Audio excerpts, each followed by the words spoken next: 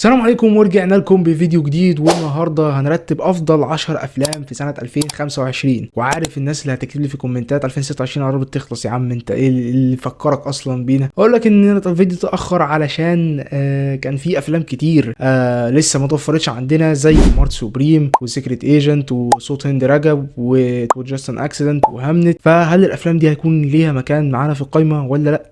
ما تيجوا نشوف. It was just an accident، الفيلم الإيراني اللي كسر الدنيا في المهرجان كان وكسب بالسعفة الذهبية كأفضل فيلم في المهرجان. وقصة الفيلم عن شخص هو شغال ميكانيكي بيكتشف أو بيشك إن في شخص هو ده اللي كان بيعذبه أيام لما كان هو معتقل لأسباب سياسية. فبنشوف الشخص ده في معضلة كبيرة جدا، وهو بيحاول يتأكد إن الشخص ده هو اللي كان بيعذبني فعلا ولا لأ، ولو هو هعمل له إيه. هل الشخص ده يفقد براءته يعني الإنسانية وينتقم، ولا ان هو يسامح الشخص ده او يعدي الموضوع؟ فالفيلم بيحطك انت كمشاهد في معضلة حلوة جدا، وخصوصا كمان ان الفيلم في المجتمع الايراني اللي هو اصلا شبهنا جدا، فانت بتريليت جدا الفيلم. يعني على دي تجربتي انا الشخصية، الفيلم عجبني جدا. الريتم الهادي والكادرات الثابتة كانت حلوة جدا، رغم ان هي في بعض الاوقات كانت مملة شوية، ولكن فيلم حلو جدا. وطريقة عرض واكتر من وجهة نظر من خلال شخصيات كتيرة في الفيلم ده كانت حلوة قوي. بحب جدا لما يكون في قصة معروفة جدا وشهيرة جدا، لدرجة ان انت لما تقول لحد ان انت تعمل فيلم عن القصة دي يقول لك ما كفاية حلب بقى، الناس كلها عارفاها. وده العكس اللي المخرجة كلوي عملته في الفيلم ده، ان هي اخدت القصة المأساوية بتاعت شكسبير وازاي عمل مسرحيته هاملت وفقدان ابنه وكل الكلام دوت، وقدمته بمنظور مختلف تماما ومن منظور الشخصية اللي هي مرات ويليام شكسبير اللي اجنس، اللي قدمتها جيسي باكلي، واللي ابدعت جدا في تقديم الدور دوت. وزي ما قلت المخرجه كلوي قدمت القصه دي بمنظور مختلف، وكان ده شيء حلو جدا طوال الفيلم، ان احنا بنشوف الاحداث من منظور مختلف، ولكن في نفس الوقت اللي قلل الفيلم بالنسبه لي وخلاه مش في المراكز الاولى. وما احتفيتش انا بالفيلم ده زي ما الناس كتير عجبهم جدا الفيلم دوت، هي فكره ان انت في ويليام شكسبير ما كانش تركيز عليه خالص طوال الفيلم، ما عبرش في اوقات كتيره جدا كنت مستني منه تعبير. وغير ان الفيلم كان فيه كم كبير من ابتزاز العاطفه والمشاعر، ولكن يظل الفيلم كان حلو جدا، لانه ما كانش حلو ما كانش هيخش معانا القائمه. يعني ترين دريمز، في اوائل القرن العشرين بنشوف حياه رجل قاطع اشجار بيختبر الحب والفقد. كلام طبعا يبان اوفر، ولكن انا بحاول ان انا ما احرقش وانا بقول قصه الفيلم، عشان كذا مره حد بيقول لي وانت بتقول قصه الفيلم بتحرق. ففيلم ترين دريمز هو فيلم شاعري جدا، مؤثر جدا، شبه جدا فيلم مانشستر باي ذا سي، بل يمكن كمان ترين دريمز بالنسبه لي افضل من مانشستر باي ذا سي. الفيلم بيوريك الحزن الصامت لما يكون شخص فقد حد، بيوريه الفيلم فيه سينماتوجرافي رهيبه جدا، احلى سينماتوجرافي في كل الافلام اللي معانا قائمه النهارده. وانا نفسي ان هو يكسب الاوسكار في الفئه دي. فيلم السينماتوجرافي بتاعه والتصوير بتاع الفيلم بيفكرني باجواء لعبه ريد ديد ريديمشن 2. فيلم رائع جدا، تمثيل الممثل مش عارف اسمه بطل الفيلم عمل اداء حلو جدا. البحث عن منفذ لخروج السيد رامبو، اول تواجد لفيلم مصري معاه من ساعه ما بدات اعمل لستة افضل افلام في السنه اساسا. وده علشان فيلم رامبو هو فيلم مختلف جدا عن كل الافلام المصريه تقريبا اخر 10 سنين مثلا حسب ما انا اتفرجت. وقصه الفيلم عن حسن اللي صاحب الشقه اللي هو قاعد فيها بيعمل معاه مشاكل وعايز يمشيه اصلا من العماره، وفي يوم من الايام بيختلق معاه مشكله، فكلب حسن اللي هو رامبو بيعض الراجل ده، وبتبتدي رحله حسن في البحث عن منفذ لخروج السيد رامبو. فهنا بقى بنشوف رحلة جميلة جدا ما بين حسن ورامبو، بنشوف فيها حاجات كتيرة جدا، علاقة حسن بالبنت اللي هو بيحبها، علاقة حسن بابوه وبامه وبالبيت وبرامبو نفسه الكلب. والفيلم كان اخراجيا عظيم جدا، مشاهد كتيرة جدا انبهرت لما شفتها في فيلم مصري، زي المشهد اللي هو بتاع ضرب النار ده، اللي شافوا الفيلم هيفهمه. وعجبني جدا ان المخرج عمل هوية بصرية للفيلم باستخدام اللون الاخضر، وده اللي عكس افلام كتير جدا مصرية اللي بتشوفها تحس كلها نفس التصوير نفس الاخراج نفس كل حاجة.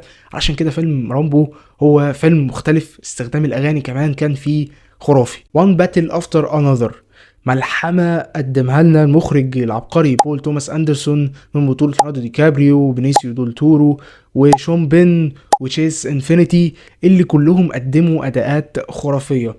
وقصة الفيلم عن ضابط مجنون بيطارد بنت أحد أفراد جماعة من الثوار.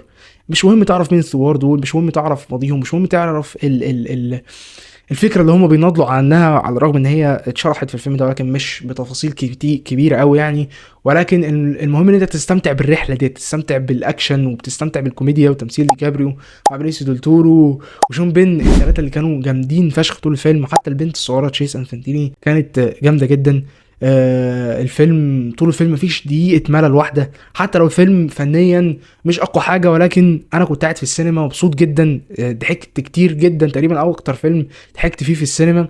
واتكلمت عن الفيلم اكتر بتفاصيل يعني في المراجعه، سيبها لكم تتفرجوا عليها. وقبل ما نخش على التوب 5 دول اونربل منشن او افلام تستحق الذكر ولكن ما وصلتش مرحله ان هم يخشوا معانا في التوب 10. عندنا 28 years later، فيلم كان فريد جدا في قصه الرعب اللي هو عايز يقدمها. فيلم ويك اب ديد مان، قصه غموض مختلفه جدا عن الجزئين اللي فاتوا، كان حلو جدا. تشينسو مان ريزارك، ملحمي ممتع اكشن فشيخ، ساوند تراك خيالي. فيلم التجربه السينمائيه بتاعته جامده فشخ. ذا سيكريت ايجنت، فيلم ملحمه جاسوسيه قريب جدا من وان باتل افتر انذر، ولكن الفيلم كان جاسوسيه بشكل مختلف وكان حلو جدا وكان فيلم ممتع جدا. ولكن النهايه بتاعته كانت ممكن تكون احسن من كده. كان الفيلم ده بالنسبه لي هيبقى في حته ثانيه خالص. فيلم مارت سوبريم، فيلم جامد فشيخ، اورا وهايب وكل الكلام الجميل اللي انتوا عملتوه ده، وفيلم جامد فعلا، ولكن ما استحقش كل الضجه اللي اتعملت عليه دي. واداء تيموثي شالاميت اسطوري، ما ولا كلمه يعني، فاهم؟ لكن الفيلم نفسه حلو وبس. سينرز، عارف ان في ناس كتير بالنسبه لهم الفيلم ده هو رقم واحد، ولكن هو انا ما قلتش ان الفيلم وحش يعني.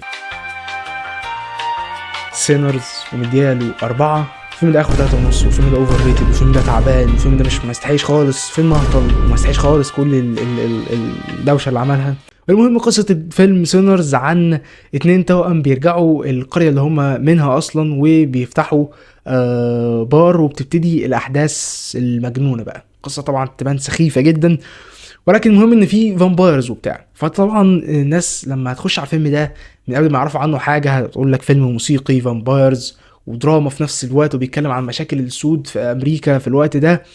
فميكس غريب جدا، ولكن راين كوجلر طلع من الفيلم ده باحسن نتيجه ممكنه. ان هو يولف الحاجات دي كلها مع بعضها كانت عبقريه جدا منه.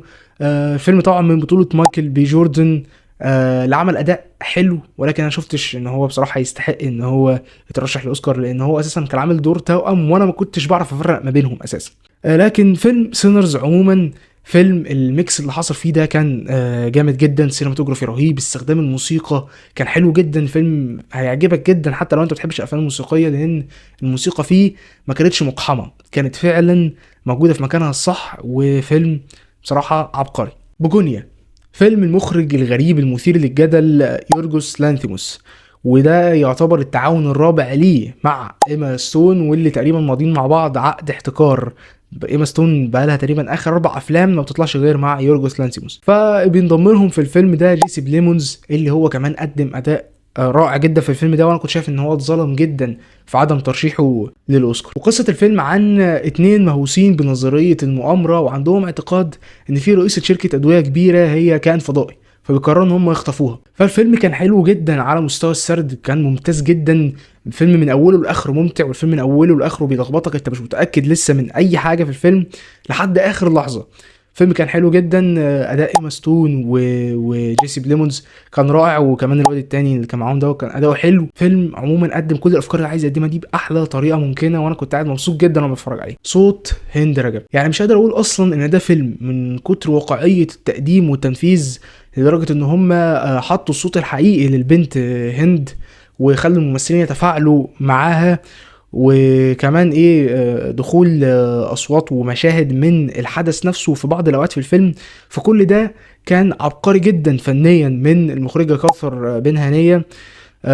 وده غير طبعا اللي ما يعرفش ان قصه الفيلم هي عن توثيق مقتل هند رجب هي وعيلتها بالكامل في سيارة في وقت الإبادة في غزة من قبل الجيش الإسرائيلي. وتحديدا الفيلم بيركز على مكالمة هند للهلال الأحمر قبل ساعات بقى من وفاتها. وانا اعتبر انا مش بحرق لان دي احداث واقعيه حصلت بالفعل، وانا مهما اتكلمت مش هقدر اوفي الحدث ده حقه. وصناع الفيلم بصراحه تحية كبيرة جدا ليهم ان هم قدروا يوصلوا الصورة دي بالشكل ده من غير ما نقدم المجازر اللي حصلت في غزة بشكل عام كده. لا، احنا حددنا حدث معين لشخص معين عشان الموضوع فعلا يكون ان هو مؤثر، ان هنا في هند ودي بنت نفسها عندها احلام، نفسها حاجات كتير كانت تعملها، نفسها تعيش بس. فالفيلم شايف ان يعني عبقري جدا في تنفيذه. مش بس احنا منحازين عشان قضية فلسطين وغزة وكل الكلام ده. هو طبعا احنا منحازين وحقنا ننحاز بعد ما انتوا هرتونا افلام عن الهولوكوست بقالكوا 100 سنة يعني. والفيلم اترشح للاوسكار في جايزة افضل فيلم اجنبي او غير ناطق باللغة الانجليزية. وانا اتمنى الفيلم يكسب، ولكني ما توقعش ان ده يحصل يعني. No Other Choice هو فيلم كوري بيحكي عن راجل متجوز وعنده عيال وبيحب مراته وشغال زي الفل وحياته ماشية تمام جدا، ولكن في لحظة كل ده بيتغير لما بيترفد من شغله، وبتبتدي بقى احداث مجنونة اللي الراجل ده بيعملها علشان بس يلاقي وظيفة. فيلم يعني انا مش عارف اتكلم عنه من غير حرق، ان في تفاصيل كتيرة جدا كنت نفسي اتكلم عليها. فيلم بيورينا حاجات كتيرة جدا، اهمهم فكرة ان الانسان مجرم حتما ولا بد في الظروف اللي تخليه مجرم. فيلم برضو بيورينا فكرة تانية، وهي فكرة ان ازاي بعد تأثير دخول الآلة في صناعات كتيرة جدا، وده اللي ادى لتقليل الموظفين من دون اهتمامات بقى الشركات. الموظفين اللي احنا هنقللهم او هنرفدهم دول هيروحوا فين، هياكلوا منين، هيعملوا ايه؟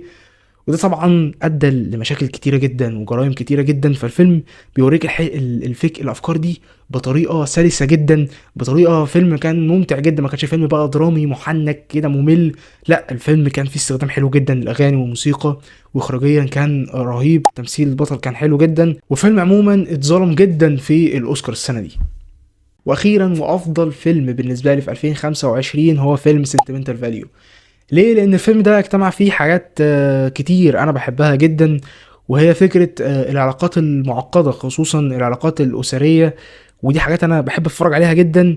وفكرة إن إزاي ممكن نكون أنا وأنت إخوات ولينا ذكريات مختلفة وتجربة مختلفة تماما مع نفس الأب. وفكرة كمان صناعة فيلم جوه فيلم، فالحاجتين دول ما اجتمعوا مع بعض. وضيف على كده الكاست الخرافي جدا اللي قدم اداءات رهيبه لدرجه ان كلهم الاربعه اترشحوا للاوسكار. عندك ريناتا ريناسيف وستالين سكارسجارد وإيلا فانينج، والاخت التانية اللي هي انجا حاجه كده نرويجيه اسمها صعب جدا. فكل ده خلى الفيلم ده بالنسبه لي هو الفيلم الافضل في السنه 2025.